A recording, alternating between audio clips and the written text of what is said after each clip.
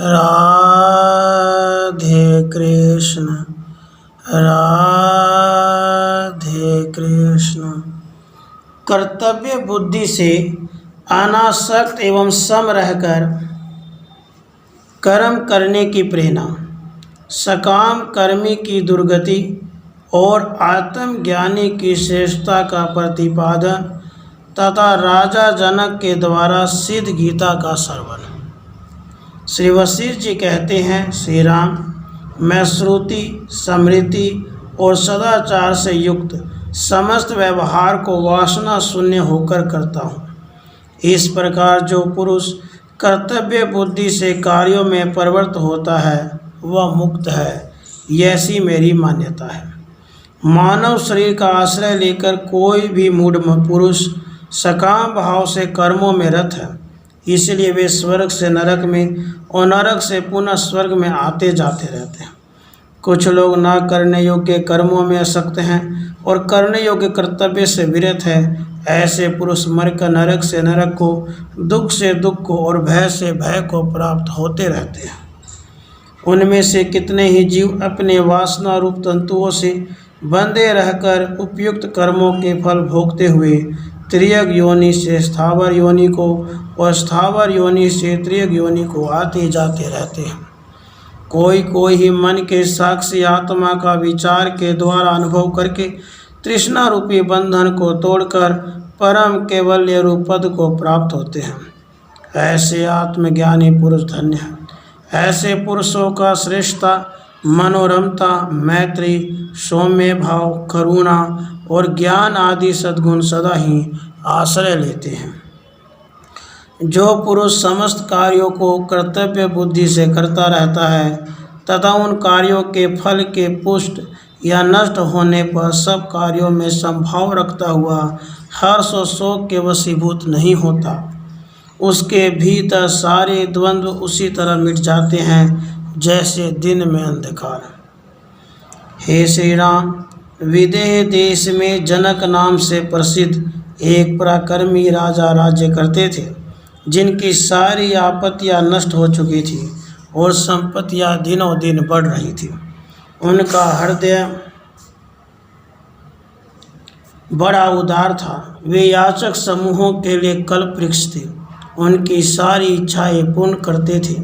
मित्र रूपी कमलों को विकसित करने के लिए सूर्य देव के समान थे।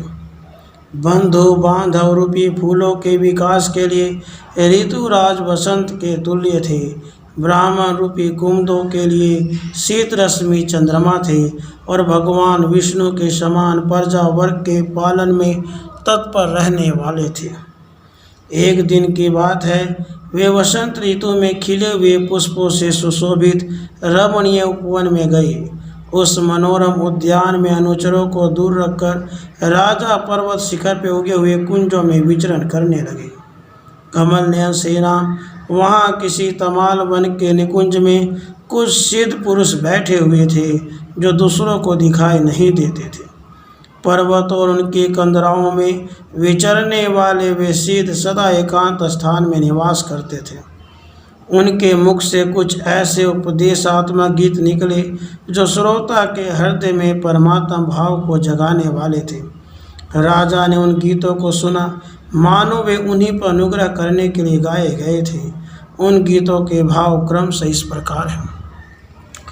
कुछ सिद्ध बोले, दृष्टा का नेत्र आदि इंद्रियों द्वारा जो दृश्य विषयों के साथ संयोग होता है, उससे जो विषय सुख की प्रतीति होती है, उसके द्वारा बुद्धि वृत्ति में सहज आनंद रूप से जो निश्चय प्रकट होता है, वही जिसका स्वभाव है तथा जो आत्म तत्व के परिशोध से निरतिशय भूमा रूप में आविर्भूत हुआ है, उस विशुद्ध आत्मा या परमात्मा की हम निश्चय समाधि के द्वारा उपासना करते हैं। दूसरे सिद्ध बोले, वासना सहित दृष्टा, दर्शन और दृश्य की त्रिपुटी को त्याग देने पर जो विशुद्ध दर्शन या ज्ञान के रूप में प्रकाशित होता है, उस विशुद्ध आत्मा की हम उपासना करते हैं।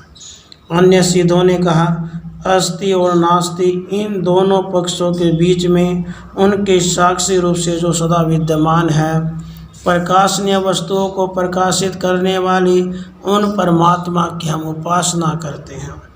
दूसरे सिद्ध बोले, जिसमें सब हैं, जिसका सब है, जिससे सब हैं, जिसके लिए सब हैं, जिसके द्वारा सब हैं, तथा जो स्वयं ही सब कुछ हैं, उस परम सत्य आत्मा की हम उपासना करते हैं।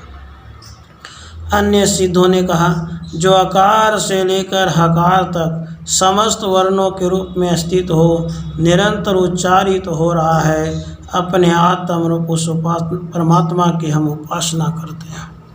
दूसरे सिद्ध बोले, जो हृदय गुफा में विराजमान दीप्तिमान परमेश्वर को छोड़कर दूसरे का आश्रय लेते हैं, वे हाथ में आए हुए कौस्तुभ मणि को त्याग कर दूसरे तुच्छ रत्नों की इच्छा करते हैं।